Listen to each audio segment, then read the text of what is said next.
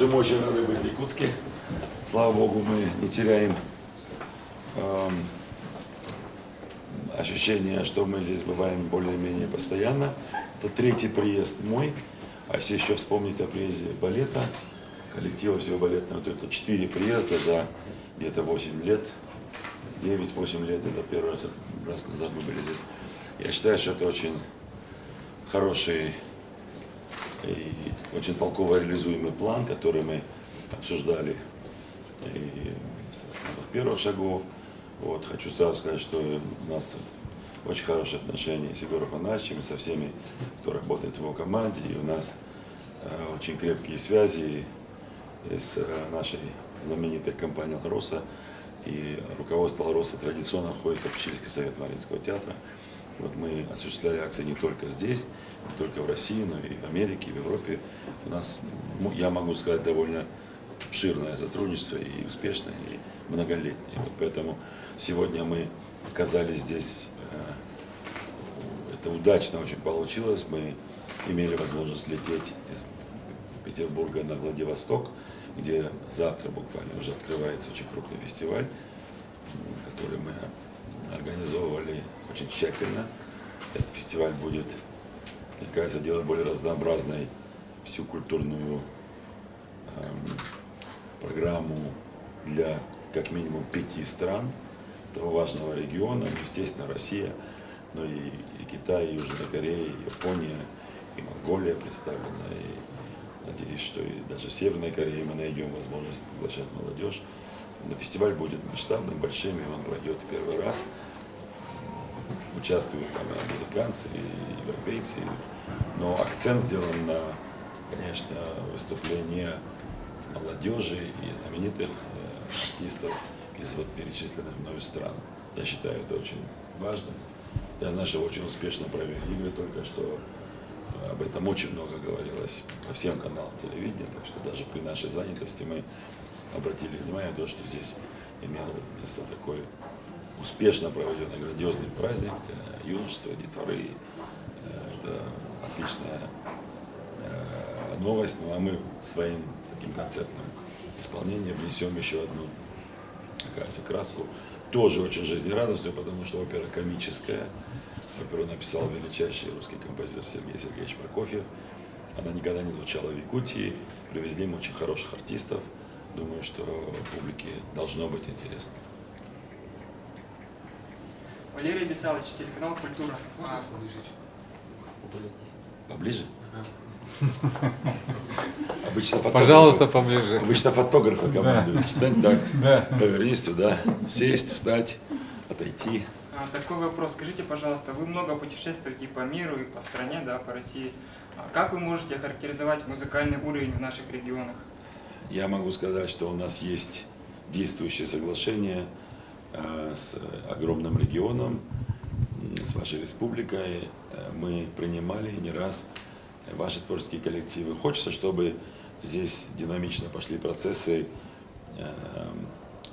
может быть, и построения, и, может быть, капитальной реконструкции одного из зданий здесь уже существующих под филармонию. Это будет очень здорово, если будет и отдельно действующий музыкальный театр, а может быть, со временем совершенно новый, уже по-настоящему оснащенный музыкальный театр, потому что мы только что прошли через открытие новой сцены Мариинского театра, она имеет грандиозные возможности. Мы ставим спектакли, мы никогда в жизни бы не мечтали бы о таких спектаклях. Просто такая техническая мощь оснащения этого театра, они не только на мировом уровне, они не имеют аналогов в мире. Поэтому, конечно, мы этим гордимся, и мы совершенно поменяли и ритм, и характер работы. Так что государство, я уже слышал о том, что государство поддерживает эту идею.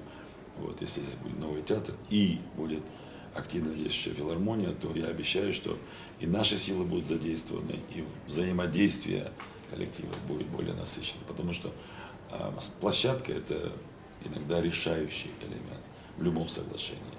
Потому что мы даже выступаем и на площадях, мы выступаем, вот недавно давали Ивана Грозного на Дворцовой площади перед Эрмитажем. Повезло с погодой, а если бы не повезло?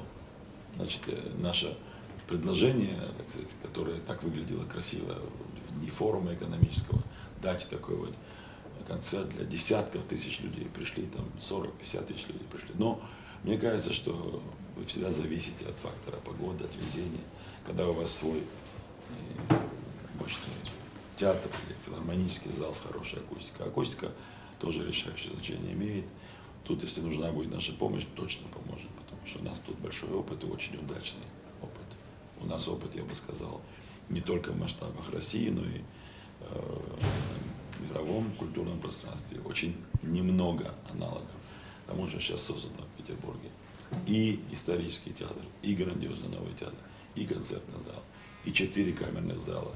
И сейчас плюс еще такая огромная площадка в Владивостоке. Это тоже она сейчас отведена Мариинскому театру, и называется она Приморская сцена Мариинского театра. Если будет у вас театр, будем сотрудничать. Мы очень действительно хорошие отношения. Я встречаюсь в Москве, в Петербурге, на форумах, на госсоветах, так что мы там 2 раза в год видимся.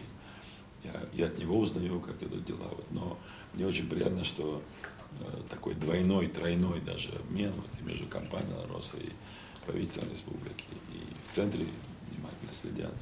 И, конечно, силы Мариинского театра, которые сейчас, это только часть нашего, может быть, 1/20 часть творческой труппы сейчас здесь, этого театра. Но это сильные артисты, вы их услышите. Так что оцениваю я скорее перспективу. Вот, но то, что у нас выступали не раз и успешно ваши коллективы, меня это очень радует. Я также помню посещение музея, на меня произвело очень сильное впечатление.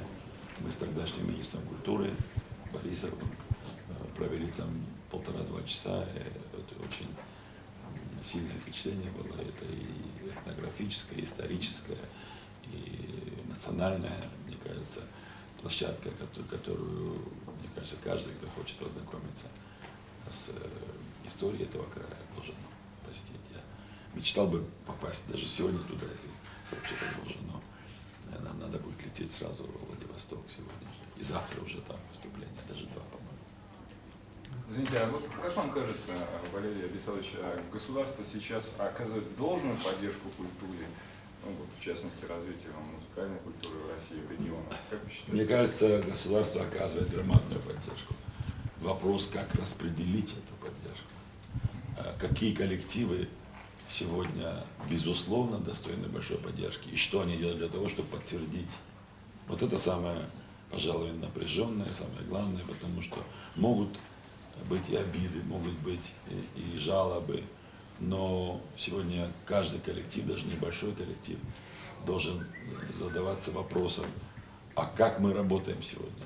Потому что это как курица и яйцо. Извините, что я так говорю, немножко выходя за рамки чисто музыкальной, театральной, может быть, тематики разговора. Поддерживают те, кто хорошо работает. А те, кто не очень хорошо работает, говорят, что нас не поддерживают. Это правильно. И получается, что кто виноват? И так, кто-то, наверное, виноват. На самом деле всегда сначала идет какой-то артистический звонок, знаете, сигнал. Вот там что-то интересное происходит. Потом все начинают обращать это внимание. Сначала обращает внимание непосредственный руководитель, региональный министр культуры, может быть, и директор, и потом уже и в правительстве об этом говорят, потом глава республики, потом в национальном масштабе говорят, что там хороший театр. Там привозили очень хороший спектакль. Даже не привозили, нам говорят, что там очень здорово работает, молодежь подтянули, открыли новые голоса или новых танцовщиков. Но в любом случае это должно сегодня самым серьезным образом адресоваться коллективам, их руководителям. С другой стороны, огромная Россия и Министерство культуры России всегда имела очень неудобную позицию. Как распределить средства, которые даются на страну. И усложнило все это еще и то, что в самые динамичные годы развития российской экономики тогдашнее Министерство культуры направляло громаднейшие средства на стройку.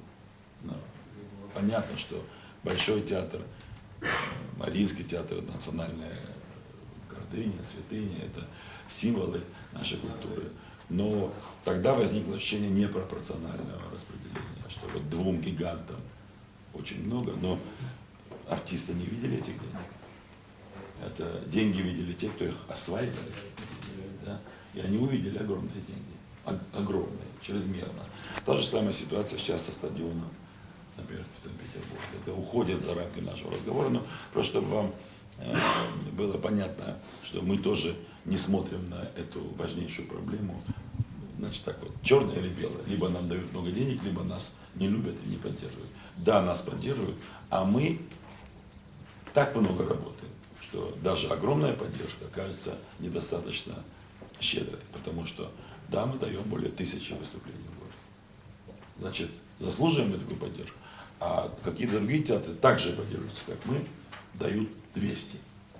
Ну хорошо, может это 200 уникальных выступлений, гораздо лучше, чем наши 1000, отвечаю. Нет, не лучше. Значит, тут очень важно, чтобы руководство министерств и особенно главное руководство Министерства культуры и правительство выработали какие-то критерии новые, которые отвечают уже вот задачам этих лет. Не 2003 года, или 2005, или 2006, где экономика была на подъеме, рубль был очень сильный, развивались по 6, по 5, по 7% в год. Вот, и совершенно другая была ситуация в международной обстановке, политической обстановке. Поэтому сегодня надо додумать и об этом. Мы, во многом мы послы России, и очень часто выступаем в самых трудных для международного сегодня климата странах, например, в странах, где звучат часто голоса поставить Россию на место. Ну, вы знаете, что происходит с Олимпиадой и санкциями. Это уже мы живем несколько лет на фоне такого негативного и даже резко отрицательного отношения к нашей стране. Нас это не пугает, наоборот, мы должны как можно лучше выступать. Вчера Исимбаева выступала, давала напутствие, наверное, нашла самые правильные слова. Что остается тем, которые попали на списки? Здорово выступить и защитить и свою честь, и честь своей страны. Но примерно так же, может быть, не столь драматичной форме чувствуют себя артисты, особенно ведущие, которых знает весь мир. Вот. Ну, вопрос очень важный, и я считаю, что разговор об этом еще впереди. Мы говорили об этом на коллегии Минкульта недавно, месяц назад. Это только начало этого разговора, потому что, да, государство поддерживает и крупные фестивали, например, Московский пасхальный фестиваль тоже поддержан государством и правительством Москвы, но мы даем сотни выступлений. Мы покрываем за один маршрут 25, иногда 30 регионов России. Еще большая поддержка оказывается некоторым коллективам, которые дают по 3, по 4 выступления в год. Об этом говорят московские власти или российские, потому что это я не придумываю. Поэтому им тоже надо для себя определить, что такое новая Россия, новые критерии для поддержки. Вот. А для меня лично главным является, чтобы каждый регион создал яркий детский хор. Это начало, основа. Вот если это удастся привести к какому-то общенациональному движению, тогда у нас творческие коллективы и будущее нашей страны вот на музыкально-театральном фронте, если так можно сказать, будет очень сильно, безусловно. Валерий Александрович, корреспондент ИСЯ. Расскажите, пожалуйста, о том, как протекала подготовка к этому мероприятию, при чьей поддержке, может быть, оно состоялось, насколько трудоемкий процесс был. Вы знаете, мы не запросили поддержку чью-либо на этом мероприятии. Мы в рамках нашей долгосрочной программы сотрудничества с компанией «Лароса» осуществили много акций, которые интересуют и нас, и компанию «Лароса», да, я думаю, в национальных интересах российских. Безусловно, важнейший регион Беларуси — Якутия, безусловно, Республика Саха-Якутия. Мы должны говорить более официальным языком.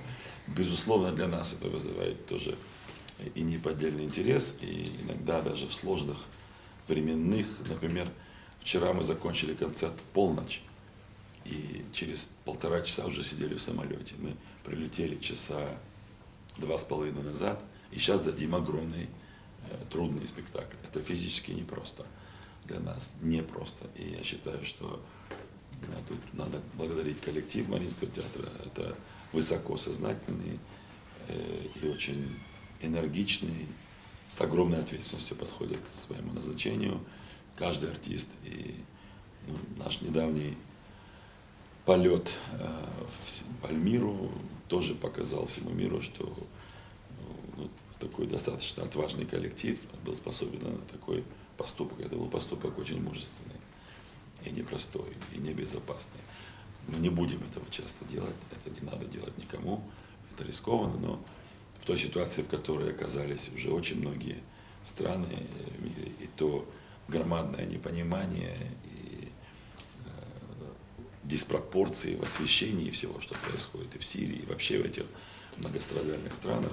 Вот в такой форме Россия продемонстрировала миру, что и культурные ценности должны быть защищены, и мы не безразличны к трагедии народа Сирии, который очень страдает. С другой стороны, и правительство Сирии не сделало достаточно для того, чтобы спасти такой колоссальный памятник цивилизации.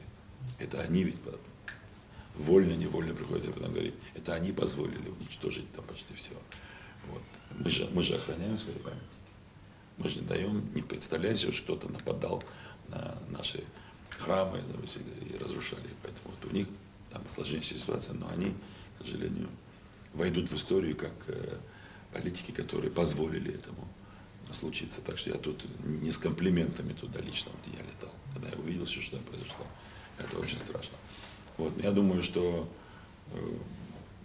уверен, что у компании «Лароса» огромная социальная ответственность на очень высоком уровне осознания этой ответственности. Я общался уже со многими руководителями и членами совета директоров, наблюдателями совета. Мне кажется, все понимают, что здесь, в огромной республике, процесс и культурных обменов, и воспитания творческой молодежи должен быть поставлен на очень высоком уровне. Мне кажется, для этого многими делается все возможное. Но не только компания, безусловно, и правительство. То, что я услышал за последний час, говорит о том, что правительство вопросы эти ставит и в центре, и здесь на месте решает. Потому что мне приятно услышать о том, что есть планы по строительству нового театра и наконец-то определить какое-то здание, создать акустические условия для работы филармонии. Это на самом деле главные новости для меня. Потому что мы сыграем оперу и споем. А вот то, что в некоторых регионах десятилетиями даже не вспоминают о том, что мы страна Чайковского или Прокофьева, это правда. Есть регионы, где просто негде выступать. Есть регионы, где можно выступить, но не очень стремятся к тому, чтобы такие выступления, даже подобные сегодняшним, имели место. Потому что надо работать, надо встречать.